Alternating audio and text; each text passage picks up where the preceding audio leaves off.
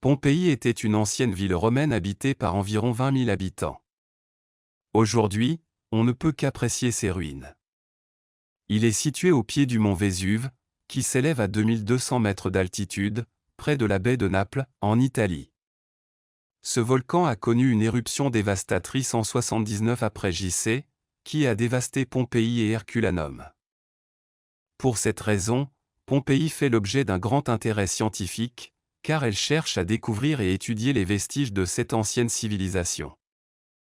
Dans cette vidéo, chers amis, nous explorons ensemble les découvertes faites dans cette ville. Numéro 1. On pense depuis longtemps que l'éruption dévastatrice du mont Vésuve, qui a rasé l'ancienne ville de Pompéi, s'est produite en août 1979 après JC, selon les documents historiques.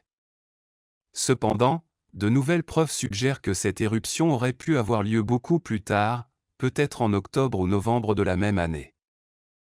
Une découverte clé est une inscription découverte lors des travaux de rénovation de la ville, qui a changé notre compréhension des événements. L'inscription, écrite au fusain, date l'événement du 17 octobre 79 après JC, indiquant que l'éruption pourrait s'être produite plus tard qu'on ne le pensait auparavant. Cette découverte est d'autant plus significative que l'inscription, retrouvée sur un mur blanc préparé pour la rénovation, se serait probablement estompée avec le temps, ce qui en fait un témoignage contemporain très précis.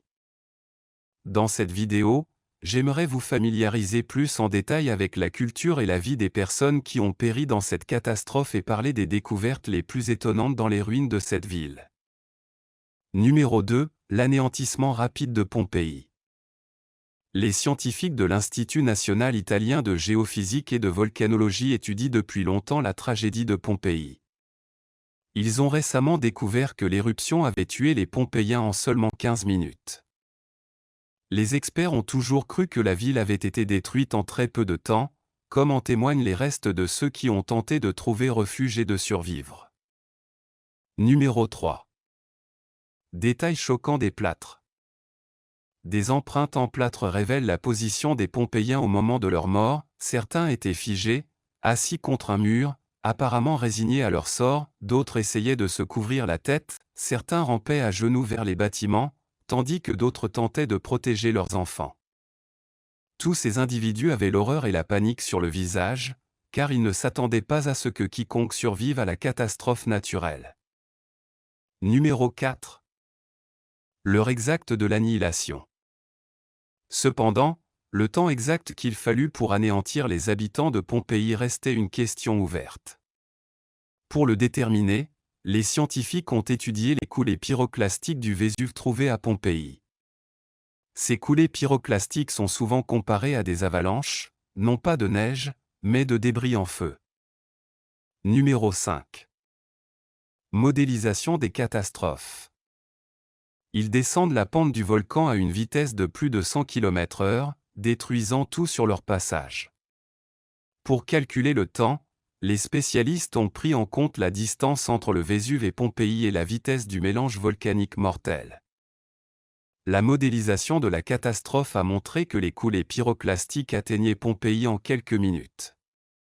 La ville était enveloppée par un nuage noir composé de dioxyde de carbone, de chlorure, de particules de cendres brûlantes et de verre volcanique. Numéro 6.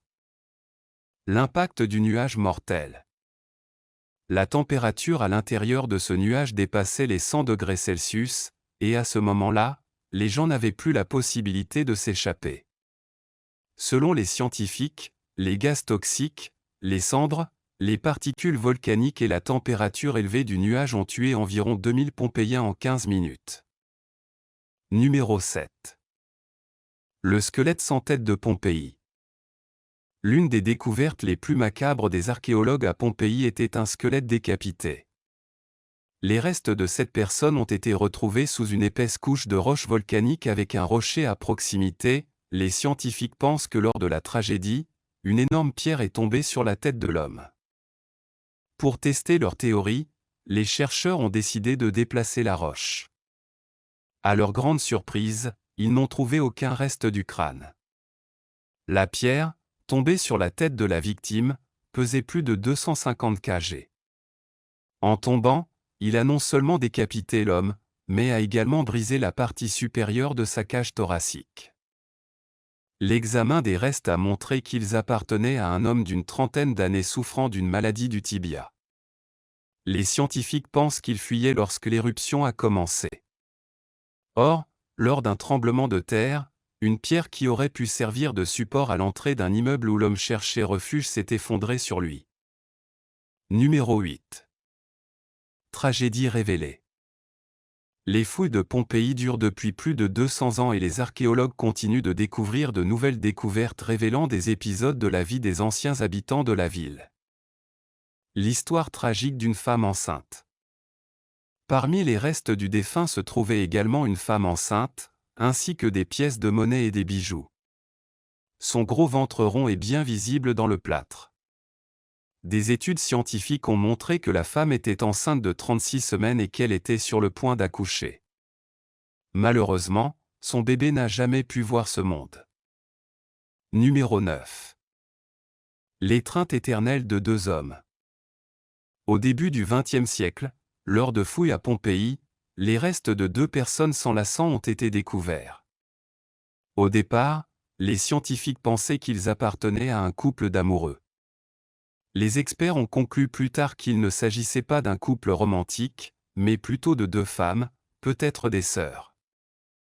Mais grâce aux recherches modernes sur l'ADN, il s'est avéré que les restes appartenaient à deux hommes. La nature de leur relation reste un mystère. On sait seulement avec certitude qu'ils n'étaient pas liés.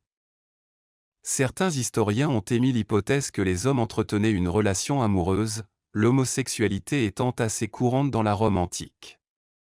Cependant, ces deux individus auraient aussi pu être simplement de bons amis. Numéro 10. Écurie à Pompéi. En 2018, lors de fouilles dans la ville antique de Pompéi, une villa appartenant à une personne riche et respectée a été découverte. Les archéologues ont trouvé une mangeoire en bois et les restes bien conservés d'un cheval. Plus tard, après avoir complètement dégagé l'écurie en roche volcanique, ils ont découvert les restes de deux autres chevaux, ainsi que des fragments de harnais et de selles décorés d'éléments en bois et en bronze. Les scientifiques ont obtenu une copie complète en plâtre du cheval le mieux conservé, révélant que ces chevaux appartenaient à une race pure de l'époque, indiquée par leur petite taille par rapport aux chevaux modernes. Numéro 11. L'abandon du chien à Pompéi. Depuis l'Antiquité, les chiens ont servi les humains en tant qu'assistants fidèles et gardiens courageux. Cependant, parfois, leurs propriétaires ne partageaient pas ces sentiments. Un exemple poignant est le plâtre d'un chien découvert en 1874 à Pompéi. Ce chien appartenait à Marcus Vinus Primus, un riche habitant de Pompéi. Lorsque Primus sentit que sa vie était en danger lors de l'éruption du Vésuve en 79 après JC, il décida de quitter la ville sans même penser à son fidèle compagnon, resté attaché dans l'atrium de la maison. La position déchirante du chien, luttant pour sa vie jusqu'à la dernière seconde, a été capturée dans ce casting. Bien qu'il ait eu l'opportunité de le sauver, Primus a choisi de l'abandonner à son sort. Numéro 12. Le Thermopolium de Pompéi.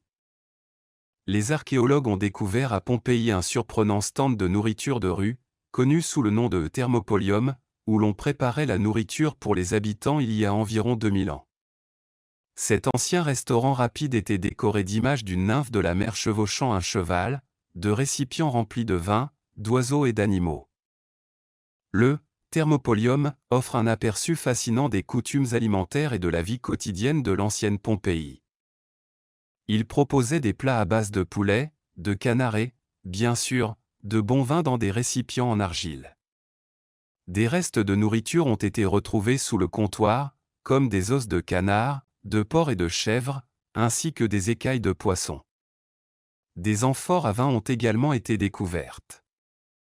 Tragiquement, les restes d'un homme et d'un enfant ont été retrouvés, probablement un ouvrier local et son fils, qui ont péri lors de la catastrophe. Numéro 13.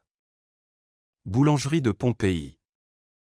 Le pain, considéré comme un symbole de fertilité, jouaient un rôle essentiel dans la vie quotidienne de Pompéi.